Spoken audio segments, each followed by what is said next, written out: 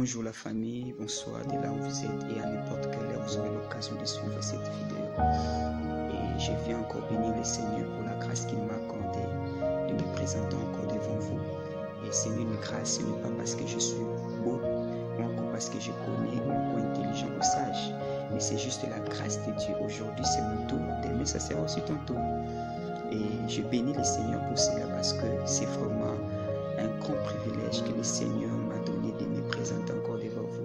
C'est vraiment une grâce. Je ne cesserai de lui dire merci, merci, merci vraiment parce que c'est vraiment une grâce formidable de parler surtout de ces choses si importantes par rapport à la parole de Dieu. Mais aussi j'aimerais nous demander de faire une chose, de partager nos vidéos et de vous abonner et de pousser aussi les autres de s'abonner. Soyez-moi un instrument de Dieu, servons-nous le Seigneur juste en partageant les liens, en partageant la vidéo. Soyez-moi un instrument de Dieu et le Seigneur n'hésitera pas de vous bénir par rapport à ces actes que vous allez poser. Et abonnez-vous vraiment et poussez aussi les autres de s'abonner à notre chaîne. Mais l'objet de notre présence est que nous puissions parler sur un sujet ou un thème, les fondements prophétiques dans les pensées. C'est un thème pertinent. Par la grâce de Dieu, nous allons essayer d'en parler. Les fondements prophétiques dans les pensées. Les fondements prophétiques dans les pensées. Mais j'aimerais d'abord vous dire ceci. La Bible dit: vos pensées ne sont pas mes pensées. Bon, je vais arriver. Mais j'aimerais d'abord nous dire ceci, par la grâce de Dieu. Les fondements sur lesquels les apôtres ont bâti, que les pasteurs ont bâti, que les évangélistes ont bâti, que les docteurs ont bâti, c'est les fondements apostoliques et prophétiques. Donc le prophétique n'est pas quelque chose de nouveau à l'église de Jésus. Parce que la Bible nous dit que nous avons été édifiés par le fondement des apôtres et des prophètes. Et la Bible rajoute encore que Dieu a révélé par l'Esprit les mystères de Christ par des saints apôtres et prophètes de Christ. Donc des mystères ont été révélés par des prophètes et des apôtres. Or, déjà lorsque je parle du prophétique, je ne parle pas ici de la prophétie.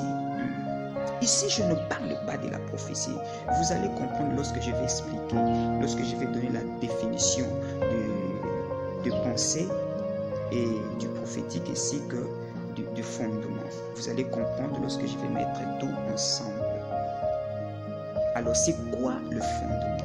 Les fondements, c'est juste le base posée avant. Tout court. Les bases posées bien avant. Les bases posées bien avant. Mais c'est quoi les prophéties? C'est alors maintenant je viens continuer la pensée que j'avais. Ici, je ne parle pas de la prophétie parce que s'il faut parler de la prophétie touche le futur ou encore l'avenir. Mais ici, je parle du prophétique. Ici, je parle du prophétique. C'est quoi les prophétiques? Les prophétiques, c'est d'abord l'office de prophète. Autant les doctorales et l'office des docteurs, autant les pastorales et l'office des pasteurs, autant l'apostolique et l'office des apôtres, autant l'évangélique et l'office des évangélistes, autant les prophétiques et l'office des prophètes. 2. C'est quoi les prophétiques? Les prophétiques, c'est tout langage, c'est tout moyen que Dieu utilise pour libérer sa pensée. Déjà, mettez ça en tête, mes frères et sœurs, papa, maman, Christ. Dieu ne prophétise pas. Dieu libère sa pensée. Dieu libère sa parole, ses oracles. Lorsque la parole est sortie, lorsque la parole est arrivée au niveau des hommes, C'est des hommes qui se disent, ah là Dieu m'a parlé concernant quelque chose du futur. Là Dieu m'a parlé concernant quelque chose de futur. Mais les prophétiques, c'est d'abord Dieu qui libère son plan, ses projets, sa volonté, ce que Dieu veut pour une nation, pour une église, pour une famille, pour une personne. C'est ça en fait les prophétiques. Parce que dans les prophétiques, ça touche tout et pour tout. Ça touche tout et pour tout. Parce que dans les prophétiques, nous voyons une synchronisation de plusieurs dons qui se mettent ensemble. Nous voyons la parole de sagesse, la parole de connaissance, les discernements des esprits, même le don de la prophétie se mettent ensemble. Travailler dans une personne. Là, c'est ce que nous appelons les prophétiques. Pourquoi? Ces 4 dons que je viens de citer, ce sont des dons qui s'attachent souvent au ministère des prophètes. Voilà pourquoi nous disons que les prophétiques, c'est l'office de prophète. Parce qu'un prophète, lorsqu'il vient devant toi, il ne vient pas seulement pour prophétiser pour l'avenir, mais il peut aussi te dire des choses que tu as fait dans le passé. Il peut aussi te dire ce que tu passes maintenant, des choses que tu es en train de faire maintenant. C'est ça en fait les prophétiques. Et il peut aussi t'orienter par rapport à la vie. C'est ça en fait les prophétiques. Tout ça, ça travaille dans une personne. Mes frères, cela n'est pas seulement pour des prophètes, mais cela est pour toute personne qui a le Saint-Esprit en lui. On les appelle la manifestation de l'Esprit. Le mot qu'on a traduit charisme, qui est pneumatica ou pneumatikos, qui veut dire, on les traduit aussi par les prophétiques. Manifestation de l'esprit. Là, c'est l'esprit qui se manifeste. L'esprit n'est pas limité par un don, mais il se manifeste comme il veut. On va y arriver. Mais c'est quoi les pensées? En hébreu, le mot qui traduit les pensées, communément en français, ces mots-là parlent aussi, ces mêmes mots-là parlent aussi de l'esprit. De l'esprit. Donc lorsqu'on parle de pensée, c'est un domaine qui est beaucoup plus attaché à l'esprit de l'homme ou à l'esprit en général. Ok? C'est un domaine qui est beaucoup plus attaché à l'esprit. Voilà pourquoi la définition que je peux donner par rapport aux pensées. Je peux dire ceci, les pensées, c'est l'activité de l'esprit. Là, c'est la rose qui le dit. C'est l'activité de l'esprit. Autrement, c'est le travail de l'esprit. Frère, à chaque fois que tu penses, tu es en train de travailler dans ton esprit. Mais j'ai encore aimé la deuxième définition. Ensemble, des phénomènes en hébreu veut dire événement, ensemble 2 événements par lesquels se manifeste une certaine forme de vie. Donc dans les pensées, on manifeste une certaine forme de vie qu'on ne voit pas, mais qui se manifeste. Attention frère de ce que tu penses. Voilà pourquoi dans les livres de Genèse, chapitre 6, le verset 5, si j'ai une bonne mémoire, Dieu s'est répandu d'avoir créé l'homme. Pourquoi? Parce que les pensées de l'homme étaient beaucoup plus tournées vers le mal. C'est alors Dieu s'est répandu d'avoir créé l'homme. Et pourquoi les hommes, leurs pensées se tournent toujours vers le mal et non sur ce qui est bien? Frère, j'ai une bonne nouvelle pour toi. J'ai une bonne nouvelle pour toi.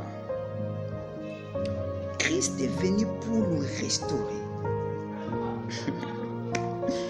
afin que nous ne puissions pas penser, ou encore que nos pensées ne soient pas seulement tournées vers le mal, mais que nos pensées soient aussi tournées vers les choses d'en haut. Voilà pourquoi la Bible nous dit de vous affectionner aux choses d'en haut. Comment on peut s'affectionner aux choses d'en haut? En aspirant. Lorsque tu aspires à quelque chose, une chose qui n'est pas terrestre, tu aspires aux choses d'en haut. Tu désires entendre Dieu. Tu désires voir des phénomènes célestes, des phénomènes spirituels. Oh, c'est ce que Dieu veut. L'apôtre Paul dit ceci, quelque chose que j'aime bien. Il dit ceci, que tout ce qui est bon, que tout ce qui mérite des approbations, que tout ce qui est digne de louange soit l'objet de vos pensées. Pourquoi l'apôtre Paul a dit cela? Parce que lorsque une personne s'est mise à penser à ce qui est bon, honorable, digne de louange, c'est comme une personne qui prend son esprit. Il se connecte à une fréquence. Autant, si une personne veut tomber à l'impudicité, tout commence d'abord ici. Tout commence ici. Si une personne se connecte avec l'esprit de l'impudicité, c'est alors une personne va tomber dans l'impudicité. Mais lorsqu'une personne se connecte à l'esprit, au Dieu des esprits des prophètes, le prophétique sera manifeste en lui. Le prophétique sera manifeste en lui. Pourquoi?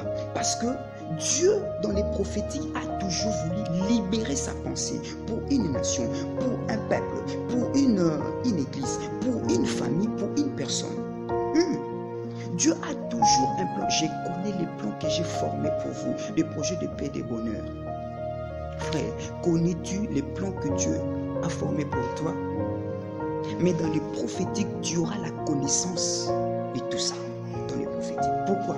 Parce que ton esprit est tellement aligné à une fréquence. Tu sanctifies tes pensées. Frère, déconnectons-nous de toute forme de pensée négative. Parce que celui qui pense à l'impudicité finira par tomber. Oui, mais celui qui pense, qui désire entendre la voix de Dieu, finira par entendre la voix de Dieu. Oui, parce que pourquoi? Parce que cet homme-là, il s'aimait, il se connecte à une fréquence. Les fondements que j'ai apportés auprès de vous, c'est de sanctifier votre esprit, de sanctifier vos pensées. Faites de vos pensées, que dans vos pensées, que c'est l'objet que la Bible nous recommande et que tout ce qui est bon soit l'objet de vos pensées, tout ce qui est digne de louange soit l'objet de vos pensées. C'est alors vous verrez comment tu vas connaître la pensée de Christ. Car si tu te laisses avec tes pensées, tu ne vas pas saisir la pensée de Dieu. Parce que tes pensées ne sont pas les pensées de Dieu. Mais une personne qui marche, qui est baptisée de l'Esprit, parce que le baptême de l'Esprit vient en 3 dimensions. L'Esprit sur toi, l'Esprit en toi et l'Esprit avec toi. C'est-à-dire, tu vis par l'Esprit, tu es conduit par l'Esprit et tu es revêtu de l'Esprit. Et cette dimension, lorsque tu te mets à connecter tes pensées à cela, à ce qui est digne de louange, frère, tes pensées, tu vas connaître ce que Dieu veut pour une famille. Tu vas connaître ce que Dieu veut pour son église. Tu vas connaître ce que Dieu veut pour les Congo, pour les États-Unis, pour le Canada. Tu vas les savoir. Oui. Les prophétiques est l'office des prophètes. Mais attention, c'est aussi un privilège. C'est aussi le bénéfice de toute personne qui est dans le royaume de Dieu. c'est aussi les bénéfices. Voilà pourquoi un pasteur peut être prophétique, un évangéliste peut être prophétique, un docteur peut être prophétique, un apôtre peut être aussi prophète alors qu'il n'est pas prophète. Un frère peut être aussi prophétique. Une chantre peut être aussi prophétique. Protocole, tu peux être aussi prophétique. Formateur, tu peux être aussi prophétique. Oui. Pourquoi? Parce que Dieu a toujours voulu libérer sa pensée. Mais attention, lorsque cela arrive au niveau de ton esprit, tu peux voir une image, tu peux voir le chiffre, tu peux voir une couleur. Tu te réveilles le matin, dans ton esprit, tu penses qu'au chiffre 7, par exemple, ou au chiffre 5.